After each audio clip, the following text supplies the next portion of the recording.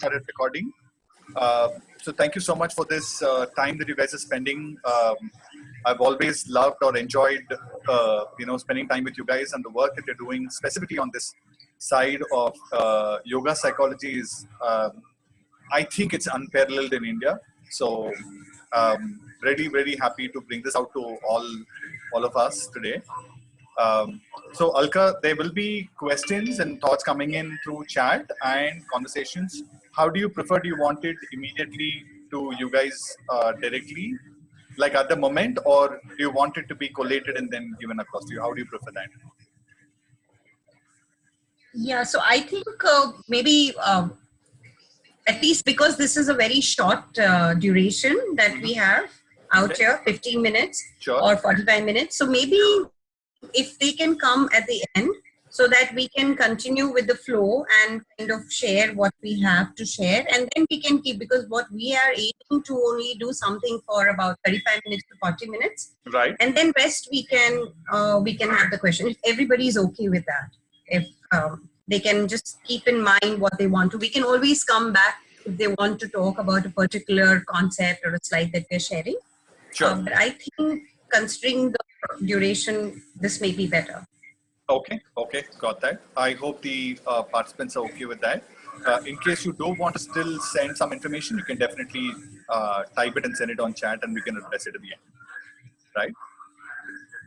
All right, great. So Alka and Atul, over to you. You can, you can take on the whole floor for yourself. Okay, thank you. Thank you, Arvind. So welcome all the CTT members. Before we move to this, I think one of the things that both Atul and me are always very, the first thing that we would like to share with you is that this, we are not experts in yoga. We have been practicing yoga for many years now. And like Sandhya shared,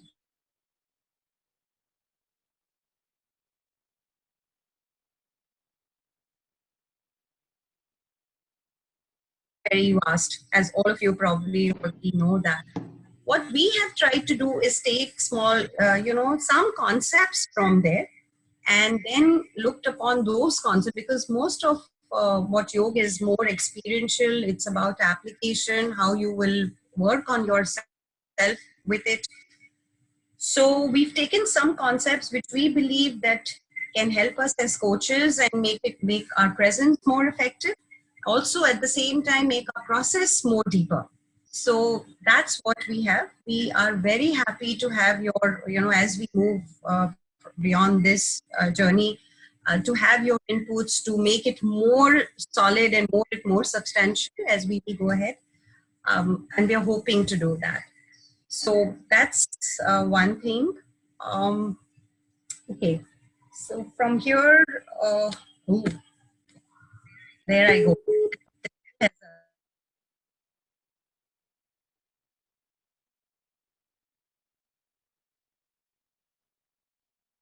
What coaching is all about, but what we want to share with you here is how did it originate, and we'll start from there.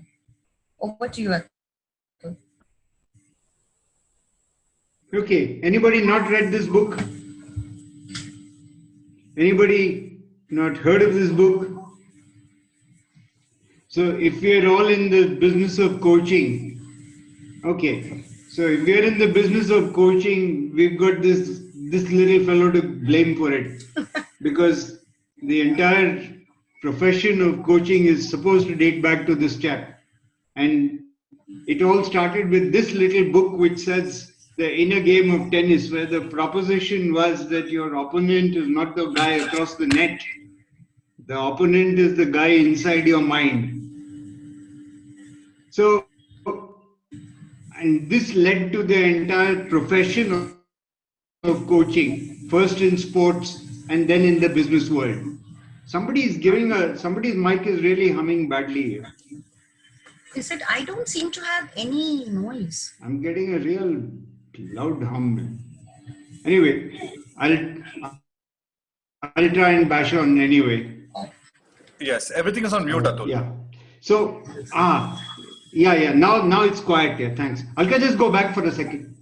Okay. The interesting thing that I want you to notice is the inner page, the first page of the book is dedicated by Galway to a certain Guru Maharaj Ji, because he spent several years in India studying yoga and yoga principles in the Divine Life Society, and under Guru Maharaj Ji, who was based in Haridwar, and he has given him the credit for his whole inspiration. So the point I'm trying to make is that what we see as the coaching profession, which has come back to us from the West, itself has its roots in our tradition. And this is a quote from Galway, which tells you, which is a good indicator of, how he looked at the whole thing. So it's all about stilling the mind. Hello. Yeah, so they are all on mute now. Atul, so Yeah. continue. Yeah. Yeah. So, okay. So basically, Galway recognized very quickly, and like I told you in the earlier paraphrase, that the opponent is inside you. He recognized really early that if we first learn to master ourselves, then we can master the world. Now, Western science throughout the years is great at interacting and mastering the external world. But if you were to look at the internal world, that has been the realm of our rishis. And therefore, he had this realization from here, and the techniques are from here. And we'll come to that in a second, but you will see how yoga is defined, and it's all about the mind. So that's where the links between the coaching profession piece and the yoga practice, and yoga is nothing but the study of the mind, so that's why we call it Yog Psychology, is a very obvious one, screaming to be studied. So that's why we are at it. Right. Thanks. Okay, so if you look at, now this has got nothing to do with yoga per se, this slide, but what I'm trying to get at is that, see, if we look at our own competencies, there are certain things that we are trained in, that we know, certain things that we learn. There are certain practices, so that's all what I would put it under the knowing bracket. There are certain things that we do, which we learn on the job experientially, and which are visible if you're the client.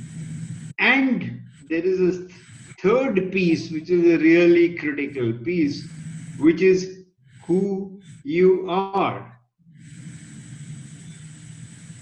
So if Gandhiji says that, hey guys, let's not practice violence, it has a different weight from if you or I stand up and say the same thing. Because who is saying that? So as a coach, when we are interacting with our clients, who we are, what is our own personal credibility, how are we coming across, are we consistent, all of that, what is the impression that we are giving. Now, loosely, we also refer to this as coach presence. So that becomes the most critical thing. So two people who've been to the same coach training school, they say exactly the same thing. They've been trained in exactly the same theories. They talk about the same concepts. They will come across in a call quite differently because they are different people. And that is the being piece. So when you walk into a client's meeting and you're having a chat with the client, your presence itself has a meaning, and that perhaps might be the most important variable in the whole mix. So the knowing circle and the doing circle we can, figure out through training. So if you attend Rajat's program, you'll know everything there is to know and you'll practice like mad. You'll get your doing circle great. But the being piece, sadly, you've got to do it yourself. And the only thing is, we need a guiding philosophy to help us understand the being piece. And that's where yoga comes in. Alka? So, yeah. So, basically, I mean, as Sandhya was earlier talking, sharing the physical part of it, mostly yoga has been in our country or even outside, has been looked upon more as a physical involvement. But I think what we are looking at here is Patanjali Maharishi in the Yog Sutras has defined yoga as the stilling of the modifications of the mind. Now, that's what to us has really got thinking that, okay, how do we still the modifications? How do we still the constant thinking? As coaches, we are all the time, even while we are doing our coach practice, doing the coaching sessions, there's so much that keeps going on inside our mind. And how do we still that? Often telling ourselves that we want to still that inner voice that is coming inside, which is like a block and which does not allow us to let the flow be in the moment. So that's what we brought here, Yogas Chitta Vritti Nirodha, where Maharishi Patanjali talks about restraining the patterns, the vrittis in the mind that flow. And that's where we've taken our inspiration from. That's what we call, as Atul said, psychology, because we work with the mind through this practice. Originally, the Yog Sutras are the oldest work, and they are among the 6 Indian philosophical systems. As some of you would know that we have 6 Indian philosophies. Sankhya is one of them, Yoga, and Sankhya and Yoga basically kind of go hand in hand, where Sankhya is mostly there is some difference between the two, but it's also said that Sankhya is the philosophy or the theory part, where Yoga is actually the practice part. It's believed to have been taught to Rishi Kapila, who then taught it to other rishis. It is through direct experience, as earlier also Atul was sharing that, see, how did this knowledge come in? It came through experience. A lot of our rishis, actually, there was no theory, there was nothing. They were practicing, they were doing their dhyan, and through that, they actually came to certain realizations. And then the whole philosophies came later. So this is, Atul, you want to add something to this?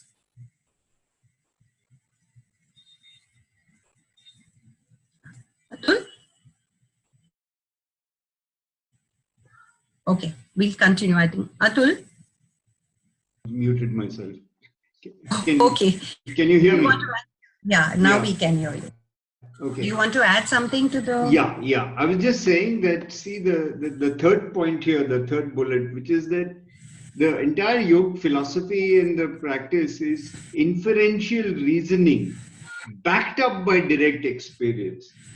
So there has to be a line of thought and reasoning which says that, okay, if A is B, then B has to lead to C.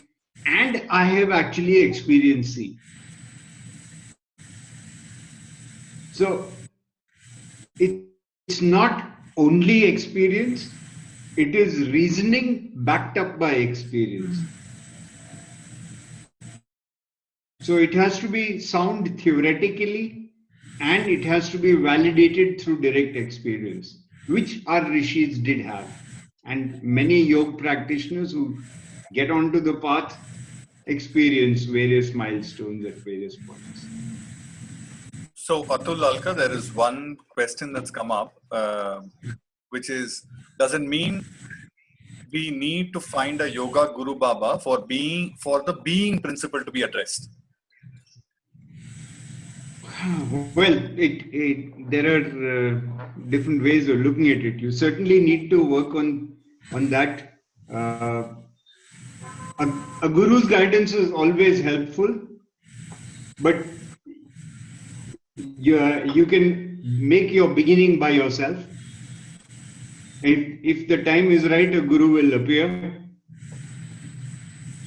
but that doesn't mean there's nothing you can do on your own. In fact, if we understand and if we that was from Rudra, I think. Yeah.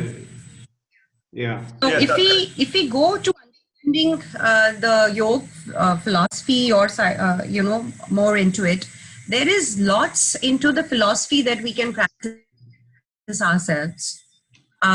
Sometimes not everyone may feel the need. Yes, like Atul said, a guru is always he will happen when it has to happen. But there's lots that we can start practicing on our own, and that's personally my view. Okay, so we move to the next. We've taken one concept, the gunas, the 3 attributes from yoga, and these attributes or qualities, which basically in yoga, there are 2 main concepts. One is prakriti and one is purush. Purush is the pure consciousness, and everything else, tangible, non-tangible, it's all matter that is around us, is prakriti. So what yoga believes that we are all actually in the state of pure consciousness. Because we get so distracted, and there are so many distractions and obstructions in this world, which kind of those layers hide that pure consciousness that we all come with. So how do we evolve ourselves and how do we come there? Now, it speaks of these 3 main qualities that all matter is made up of. The first is the sattva. Sattva, the principle being illumination, and its function being to reveal itself, to be able to see something the way it is, in its most purest and the natural form. That's sattva. The next is rajas. The principle is activity, the function is movement. Rajas is what brings us to move. It brings some activity inside us. It always will make us go. You will see a lot of people who are always on the move. There's probably a dominance of rajas in them, and they always want to do something or the other. The third is the tamas. Here the principle is restraint, function being obstruction. This tamas will always bring us in a state of inertia. It will stop us from moving. It will want us to stay back, laze back, not do something. And we'll come to actually trying to look at this and experience, but you'll see that most times we are in one form or the other.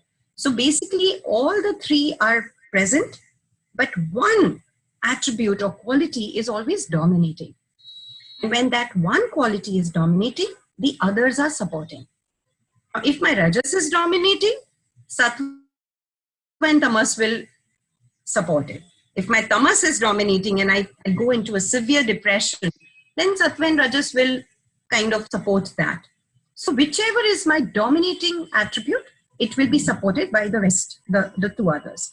Now, the whole of yoga basically helps us that how do we consistently stay in the state of sattva. And if we can do that, then slowly it is easier for us to kind of not get obstructed with all the distractions and continue to evolve as a human being. So that is where the challenge of how do we continue to stay in that state of sattva. That's where the gunas come from. These are some keywords that we put down for help you to understand the gunas better. Kind of have a read at them. Rajas will, interestingly, it's passion, it's violence, anger. Tamas is dullness, confusion, lethargy. The beauty of what fascinates us here is that when sattva is dominating, tamas plays a very beautiful role to continue to let the sattva be. It brings sustainability to sattva. Okay, but in its own sense, it's always confused, lethargy, and holding. So that's okay. So we have a small exercise or practice for you. If you can take a minute and reflect upon your life and look, okay, which guna of yours is dominating in the present moment? It could be two things here. One is that you are a Rajas dominating person. Maybe at present you are more dominated by tamas, or you're more in a sattva state. It could be that. So just have a little reflection upon your own personal life and see how the gunas balance plays with you. Thank you.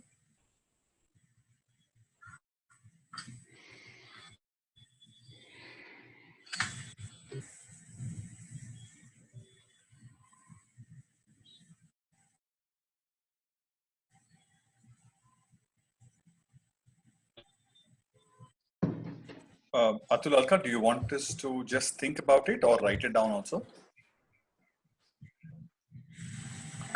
If it helps, you can write it. Or you just reflect upon it. And if anybody wants to share, can they just quickly share about? So we have few sharing happening in the chat. Aparna says, Rajas dominating in my case. I'm jumping like Energizer Bunny all the time. There is also Sushma who's also saying Rajas for me.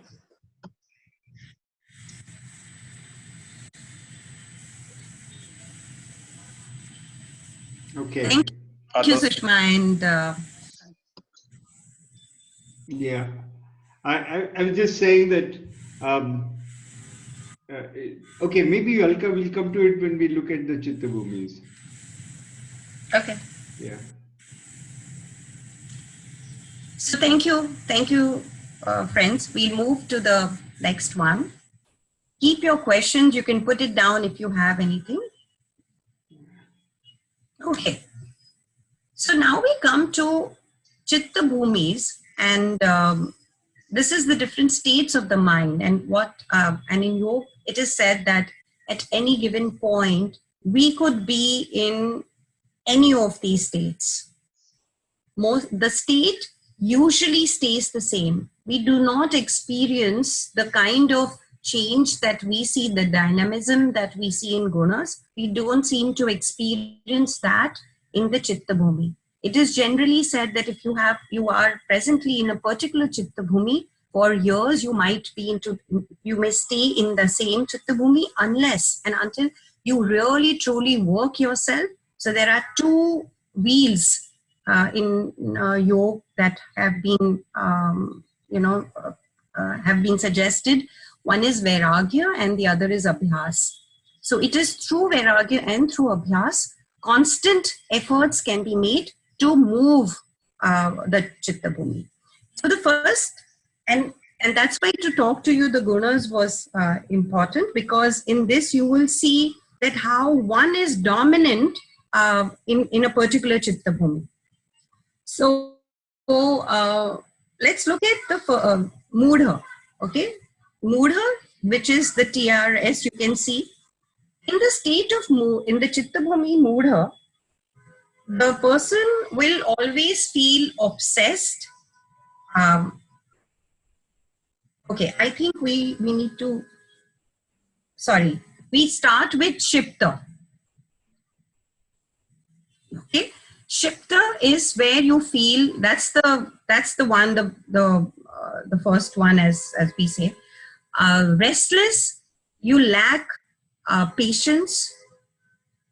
The person will also lack the intelligence to get into a conversation about being evolved or wanting to grow or wanting to develop oneself. You'll see a lot of people very happy in their own state and doing what they are doing, the same kind of work. I'm absolutely fine here. Yeah. Alka, I'll just come in for a second. Yeah. Okay, the important thing that differentiates these Chitta Bhumis is that what is the dominant guna? So the letters RTS stands for Rajas, Tamas and Sattva. So in the Chitta Bhumi, Rajas is dominant. And that is what makes you restless, gives you a lack of patience, and so on and so forth. And that's the second strong guna is tamas, and the weakest is sattva. That's how, and that order you'll notice keeps changing in the different chitta bhumis. That's why we emphasize the importance of the gunas and their balance in the beginning. Yep, Alka. Yeah. So in Shipta, the Rajas would be dominating. The Tamas and Sattva will support it. And therefore, since Rajas is dominating, like Atul was saying, the person will always be restless. He will always lack patience. As we move to the next one, which is Mudha, here the Tamas is dominating. Now, Tamas, what does Tamas do? It keeps us in the state of inertia. So we are stupefied. We are infatuated with the world. That is, we are infatuated by our family. We are infatuated with what we believe to belong to us. And therefore, that keeps us going in our life. We don't want to see beyond what is around us, my property, my work, my family, my, how much more I can make. So that is what will keep us going, which is where the tamas stays. And sometimes tamas can also lead to very severe depressions, because there is a thought that I am stuck with, and I will continue to think about that thought. Sometimes I'm stuck with a situation in my life, and I will continue to, that situation will not leave. It's gone, it passed, but I'm not unable to leave that. What is that? That's my high dominant tamas, which is holding on to that. Here, the rajas will dominate, will be the supporting. Now, because the rajas is supporting, when I am trying to make that effort to come out of that effort, that slight effort that I'm trying to make to come out of that, is the supporting where the rajas does. And with strong will, I might just be able to do that.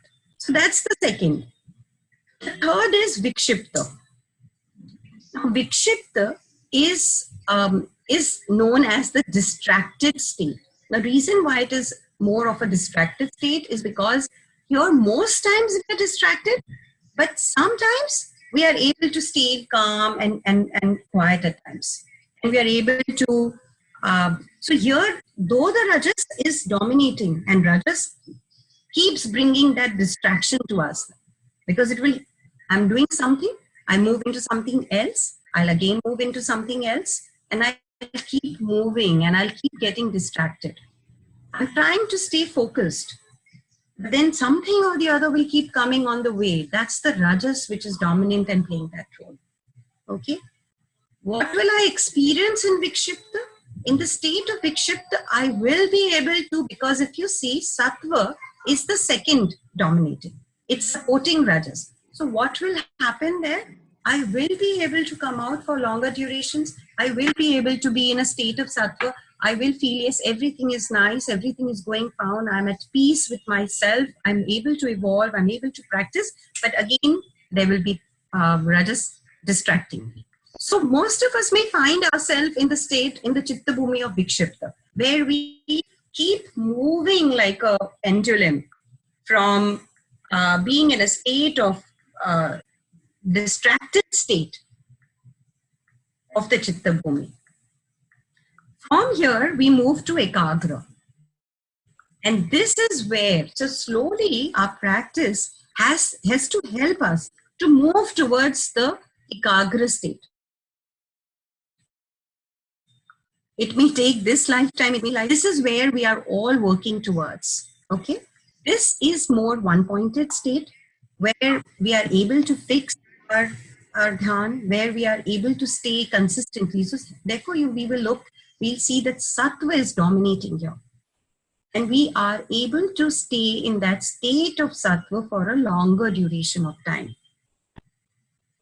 From ekagra, we move to the niruddha. Now, niruddha is the final stage where we are arrested. We are in that. There is no break in this. We continue to be, and we have kind of not won't say arrived completely, but we are really walled and realized in this state. We won't spend too much time there because we are far away from that. But that's where our goal is, one can say. And we have to take small steps, first figure out where our chitta bhumi is, and then start moving towards the more higher stages. Atul, you want to add something here? Very quickly. So basically, because most of us are trained in Western thinking, the chitta bhumis are almost like a personality typing, or like a preference, or like you could call it like an MBTI type. It doesn't change easily, and it's not that it's completely unchangeable.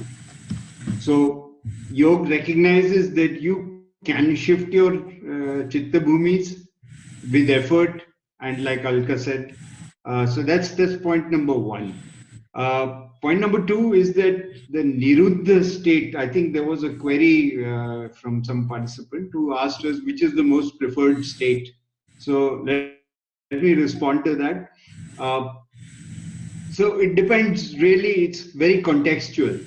So if you have chosen to be a sannyasi and you want to live in the Himalayas, then probably niruddha is your most preferred state.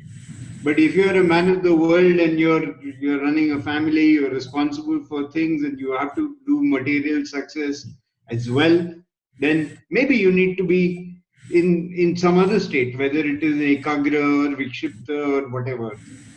But yeah, by and large, there is definitely a hierarchy, and we are attempting to move towards an ekagra state, definitely. And I'm saying this in the context of being coaches. If you have to engage with people and with other people's issues and problems and understand them,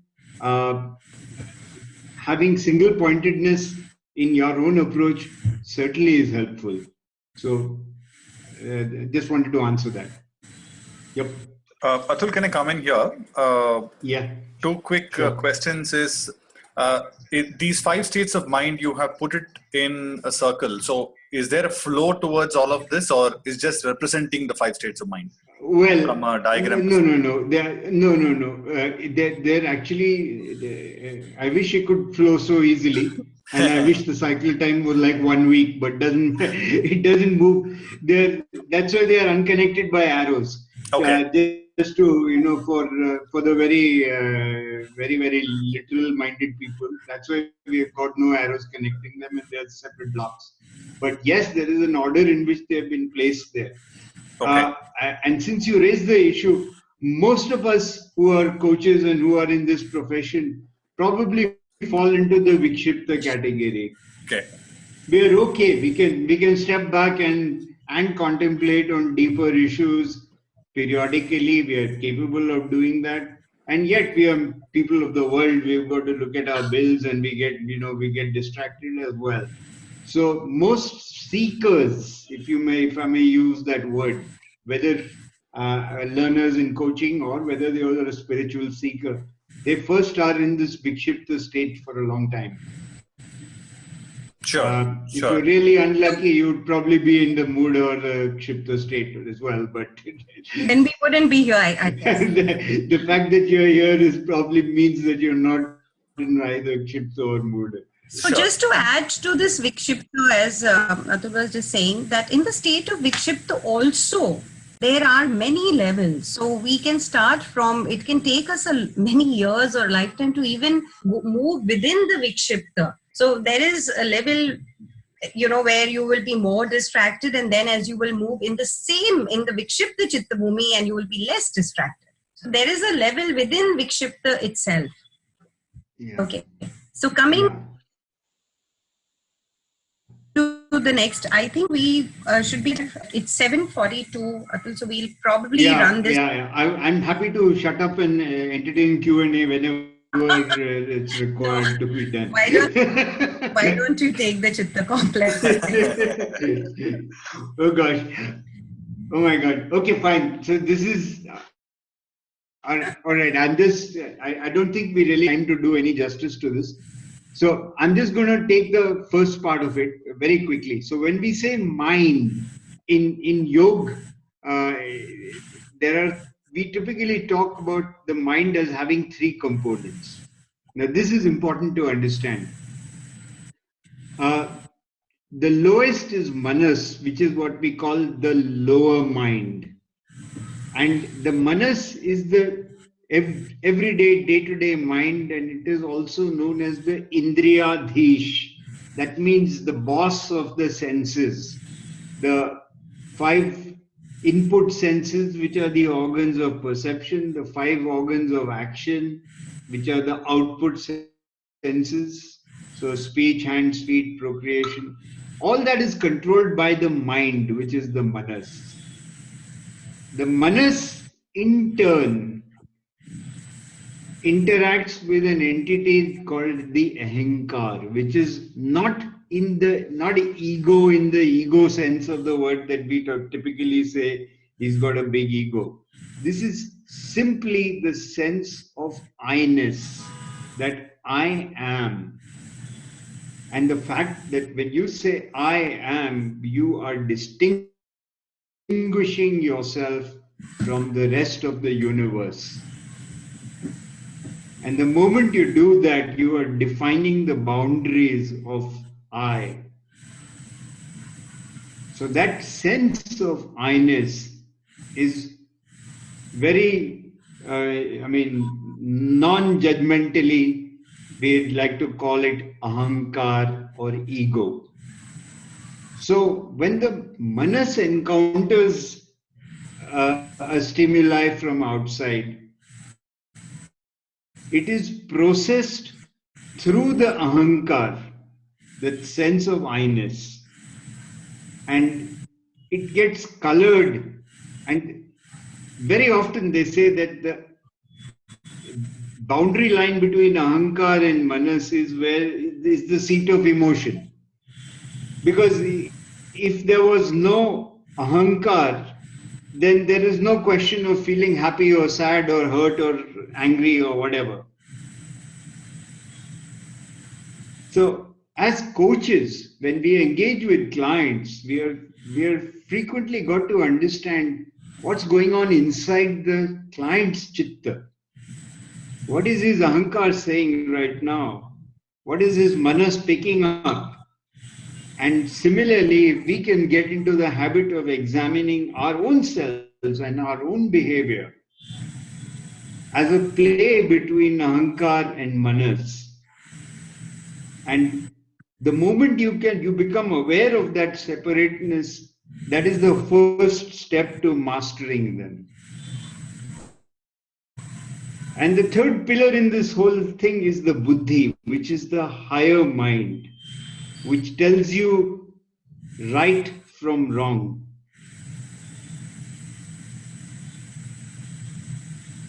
So this is the seat of wisdom. Manas may be the seat of knowledge, but buddhi is the seat of wisdom. And discrimination. That's where your higher intuition and all of that resides in buddhi. So, we talk about reacting versus responding. So very often, sorry, I have to dip into our standard, English and Western similes, because this is the language we are familiar with. But when you react, you are probably not involving the buddhi. It's a sensual input that is coming in through to your manas, and your manas is just responding straight away, and you're reacting. So that is what we call a reacting, whereas a responding is something where you involve your buddhi, and your higher mind has gone into it, and you have come to a conclusion about what is right and what is wrong. And that's what when we say chitta. So when Patanjali refers to chitta vritti nirodha, that means this is the chitta that he is referring to. The buddhi, the ahankar, and the manas. All the turbulence that is there in all of these three, if you can still that turbulence, then that is the aim of yoga. And that's when you achieve the niruddha chitta bhumi. So, as yogis, we are shooting for Niruddha, but we are bloody delighted if we can get anywhere near Ekagra.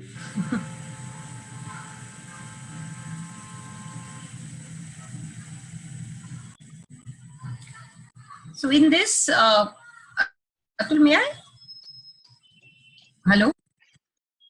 Yeah. I muted myself so that I could give you a chance to talk. So just to add to what what Atul just shared, so basically again, so yoga gives us many frameworks and techniques which help us to keep our mind space into the state of sattva.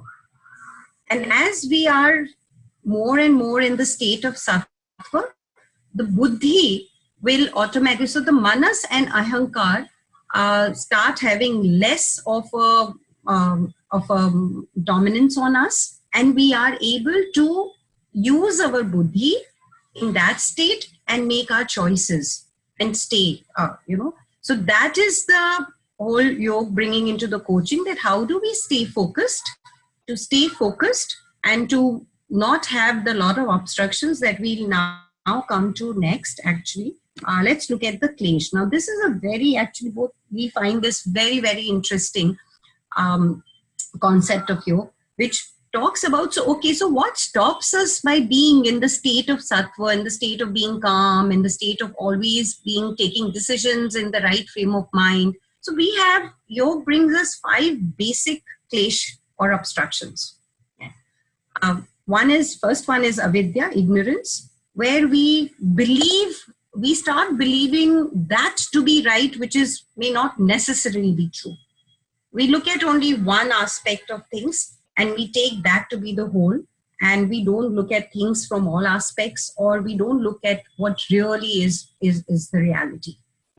So that's, most times, ignorance is a block to our being in the state of sattva or being focused. Second is ego, asmita. Asmita is when our I sense becomes really huge, when it becomes about me, when it becomes about what I have said, what my opinion is, what my thoughts are, what my belief systems are. So ego becomes, it says, I know I am right. So why is this? So it totally becomes about me. The next is attachment. As coaches, we often find that we are very attached to the outcome. We are very attached to what, we want we have a certain goal, and we want the coachee to arrive to that goal that we have together laid out, and we become very attached to that outcome. If it's not going there, we think that, something is not right. We start questioning our own coaching skills because we get so attached to that. Next is hatred or aversion, dvesh. Many things we don't like. We don't like the way a person talks. We don't like a certain situation. We don't like the way a room is set up. We may not like people's opinions. We may not like the way a person is talking. And we start in our mind, start thinking, okay, why, I just don't like the way he's doing. And that itself is a block. The fifth block is abhinivesh, which is the fear of change, of any kind of fear of loss, fear of change, fear of losing something. It could be any fear, a fear of failure, the fear that I will not be able to achieve. We did a certain program on Yog Psychology and recently on this thing with CTT itself, actually. And it was interesting to see that out of 19 people, more than 50% of the participants had these two major blocks that they. One is the fear of failure, and the other was attachment. Those were the highest in the group. So these are the klesh, that obstructions. And if you will look at, as we are also coaching, we are always wanting to, we are always asking the coachee this question. So what's blocking you? We are always helping the coachee to look at what could be the blocks. The coachee knows, we know sometimes that this is what we want to do, this is where we want to go, but something stops us from going there. So yoga has given us that, okay, try to understand first, where is your block coming from? Where is it coming from? Once we know where it is coming from, then we can try to address that. Otherwise, we are just trying to not confuse, okay, where is my block coming from? So this really helps in that. Finally, we kind of made a yoga coaching model. We'll share a little bit about that with you, Atul. We have about 7-8 minutes. We'll quickly take you through this. No, I don't need to use all 7-8. Sorry. We need some time for. Okay. I think the key thing in the coaching model is that the being of the coach is at the center of the whole model. Quite honestly, that's the most important element of this. So who you are makes a huge difference to everything else that you do or believe in or know. The rest is the process. In process, we're talking about unearthing the client's real need, which is not very dissimilar from finding out the goal in the grow model. But we're quite clearly acknowledge that, look, boss, he knows what he is talking about. So let's just cut that piece short slightly. And then to notice the vrittis, the mind's chatter, because only when the mind has been calmed down a little bit will you get any clarity of ideas or thoughts from either the coach or the client. So therefore, this becomes a new sort of introduction into the whole thing. And then dialoguing around what is the right thing to do. What would the buddhi be dictating? And we bring in the concept of dharma here, which is this consistent with the client's dharma? So validating the generated options in the light of dharma becomes a very, very important part of the entire coaching piece when we are looking at it through this model. And then, like Alka just said, then you put the options against the klesha framework and say, okay, so what might obstruct the person, what might obstruct your coachee from actioning it in the framework of the kleshas. And here again is the last piece, which is really important, which is how do you encourage action without attachment? Firstly, the coach, you as a coach cannot afford to be overly attached because the damn thing could fail. You don't want to put your whole ego on the line with that. But more important is to strengthen the coachee's resolve to be able to act without attachment to success or failure. because that will give the strength to give it another shot and to give it your best. So this is the approach that we follow when we are interacting with a client as well. It's a very loose framework, and what I would urge you all to look at is the principles behind each stage and apply them in your own way, use your own frameworks, logic, and how you want to do it. But these are the important things that we need to bear in mind. And at the center of it all, just to remind you once more, is you yourself, is self-work. You have to build your own credibility. Yeah. So we can actually also try this, model, try it within ourselves as coaches. I find it very helpful to myself whenever I try this on myself, and I think you could do then. You can see if it works, does not work. So I think we'll end with this. And if there are any questions, please come forth. You can all probably whosoever, if there's anything. Sure. Thanks, Alka. Atul, there are a couple of questions that came in chat. Would you want to look at it and address? How do we? Okay. Atul was looking at the chat, so I was just thinking if. Sure. Yeah, can you read? Because we are not really being able to.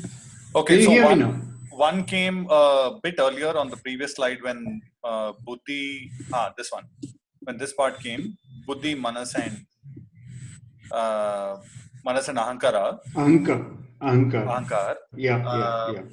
The question is, if that is being looked at by a coach, isn't that equivalent to judging the client? That's exactly what one of the persons asking.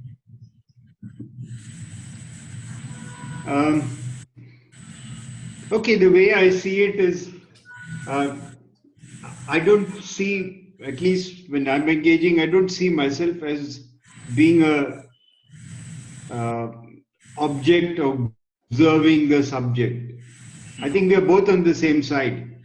We're both looking at the issue together, and you have to get inside the skin of the client and help him figure out, just like we do in normal principles of coaching. We are not there to dictate anything. Our task is to help the client start thinking, and every time you ask a more insightful, deeper question, you are encouraging him to trigger his buddhi in. So it's not about judging the person, it's about using that framework to develop more insightful, deeper questions that will help the client to go deeper into themselves. Right. Atul, I also have a different theory in the way we look at this. Yes. There is an observation that a coach gives to a client. That observation need not be judging. I am observing the client is coming from Ahankar. I'm observing the client is coming from Manas, and I'm observing the client coming from Buddhi. I think that has very, very clear demarcation between judging and observing. Very true. So it's the observation of the client that we are actually talking about here. Exactly. Sure. And we've got enough standard phrases in our language as coaches. Correct me if I'm wrong, and blah blah blah blah blah blah. So yes. we know how to we know how to get around all of that. Right. Yeah, it's about just to add to this, also as a coach and as we are, I think this practice has to first begin and help with it. That's why we said it's our being as a coach that we are working, because we need to work on our presence. Right. Are we coming from the space of Manas or Ahankar or Buddhi? Right. We just need to build upon that and start working on that. And we are able to do that. And then, as Atul said, when we are looking at the issue together, we both need to be in the state of, where Buddhi is and come from there. Correct.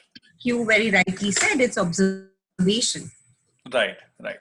And there is something that we always do within the program itself, that to have the instinct of the person the coach's instinct to be there always, Yeah. that will trigger that observation of whether it is coming from manas, it's coming from ego, or it's coming from buddhi.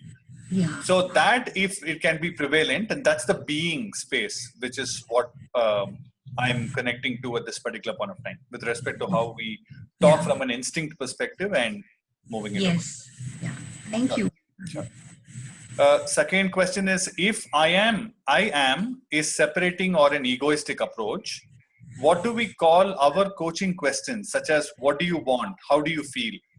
Are we creating an ego awareness to the client? Okay. I would differentiate between egoistic as a word and ego. Right.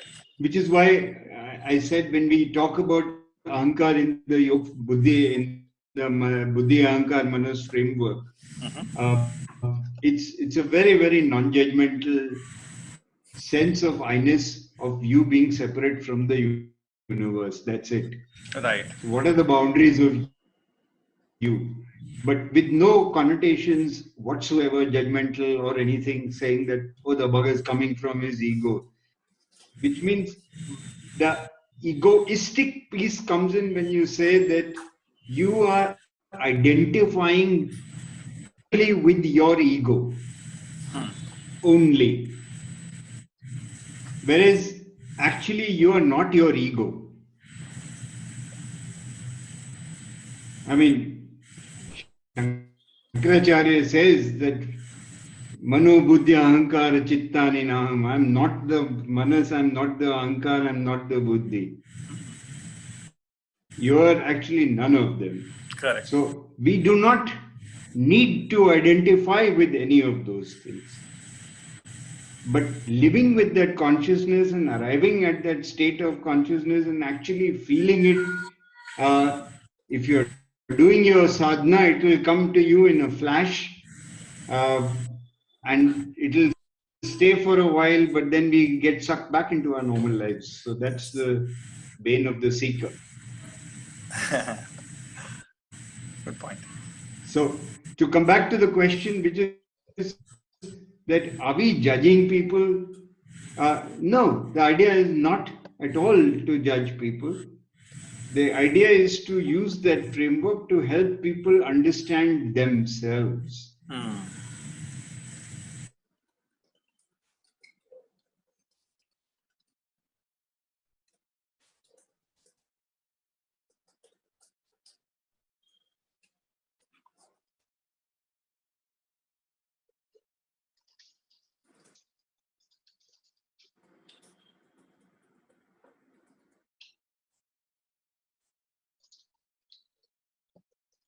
Question that was I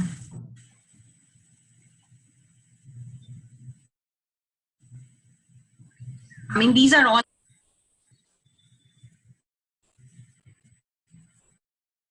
Hello? Yes. There was a small glitch. Yes. Okay, so I'm just conscious of time. It's 8:03. It's 8:04, in fact. So any other questions, guys, to Atul and Alka today? Or anything you'd like to share? We'd like to know what how people have received and what they think about it. You can speak or even send it as a chat. Be nice to hear if they see any linkages and do they feel. Hi, this is Lakshmi Narasimhan. Yeah, I think even though initially I think Atul said that we are mostly towards we are picking a lot of things from the Western side of things and all that, right? I think the fundamentally a lot of things are coming from yoga and the psychology behind it, and I am kind of with it, so I really like the presentation. Thank you very much.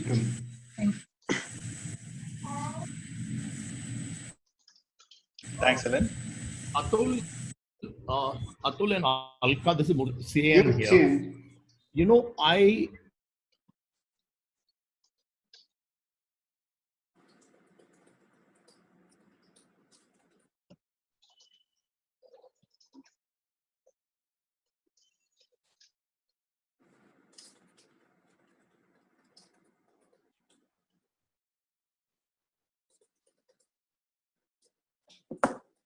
because it just gets me to begin to think and be in the presence of that person and ask him, uh, exploring at a very, very deep level. Okay.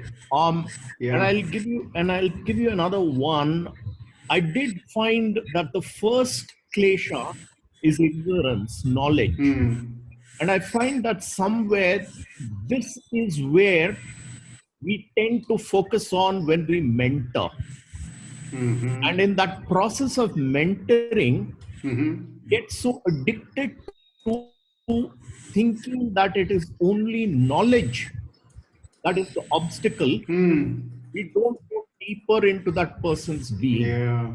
But I'll tell you the biggest problem that I find here, which I'm trying to overcome and which I have not been able to successfully, if I might say, is get to know myself first. Okay, so you see, when we talk about yoga, it is first self-realization before I help another person come to self-realization. Right. And when I'm on that journey myself, I think that is what keeps me where I am. And I don't know. I mean, could you share with me if there are any experiences that you have had that could be useful?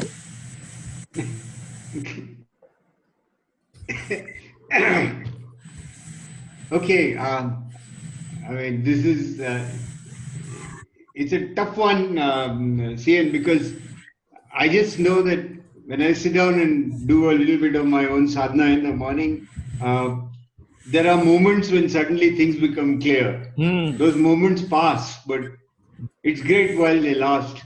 I know what happens when I'm coaching. So hopefully, one will start experiencing that more and more. And it certainly helps you to develop detachment. That is true. That is true. Yeah. But it takes a lot of doing. Yeah. I think that's the first benefit that you will start feeling. Sure. As they say in the Punjab, ki farak penda hai ji. In the end, that is the ultimate truth. Yeah. I said those buggers really sorted all this out long back. Got that. Okay. It's 8:10. We have few Thank you so much. people. Others have kind of started stepping out. Logged out. So, thanks, Alka. Yeah, Thanks, Atul. As usual, it's an excellent concept. This is something that has to be taken out to the outside world. I think we should be able to do that. People have gotten what they have at this particular point of time. This is a very, very short space for getting to know anything about Yog Psychology, but I think it's a good curtain raiser for the same. I think we will have a lot more opportunities for the rest of the people to come into this and learn more, right? So I'll leave the information with the rest of the folks about the program that you guys do on Yog Psychology as a note to everybody, so that if they're interested, they can definitely kind of raise the hand and we can work the whole process out. All right.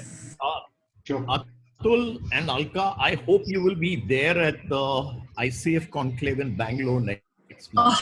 Hey, CN, you know what? Jayshree has been in touch with us here.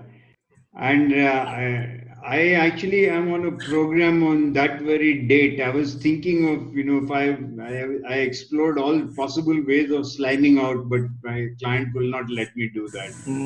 So I've had to, earlier there was a chance that my program would end on 28th. And so I could have taken the night flight and landed up in Bangalore on 29th. But right now, the way things are, the 29th is the last day of the program, so I have to be here. So I had to regret Jayshree. I said, look, Jayshree, I'm really sorry. What about you, Alka? Will you be there? Yeah, so CN, I'm actually traveling to weeks. Okay, okay, we got And to then it's exactly the same date, so that's going to be a It's bit going of a. to be. We were. It's going to I be a was little really, expensive for her to fly down. She's going to be in the And- US. Yeah, then of course it will be. I mean, seriously, I almost told Atul that should I really try to change my ticket and do it, because I was really keen that one of us should be there. But anyway, next time. Yeah, we're going to miss both of you there. I mean, it's Yeah. wonderful interacting with you on this subject. Thank you so much. Thank you. Thank you, everybody. Thank you, Arvind. Okay. Thank you so much. Thank you. Hey, Arvind, thanks Atul. so much Thank for you. hosting us here. Absolutely. Okay, Absolutely. right. Cheers. All Okay, right. see you. Take care. Chalo. Bye. Bye.